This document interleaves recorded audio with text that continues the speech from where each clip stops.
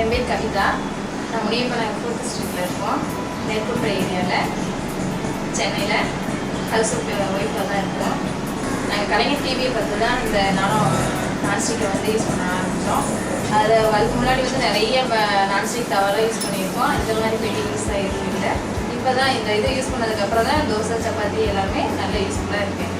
இப்போ எல்லாமே அந்த இதுக்கப்புறம் ஆயில் வந்து யூஸ் பண்ணாமல் செய்கிறதுனால வீட்டில் எல்லாமே நல்லாயிருக்கு. தோசை சப்பாத்தி எல்லாமே நல்லா செஞ்சிட்ருக்கோம்.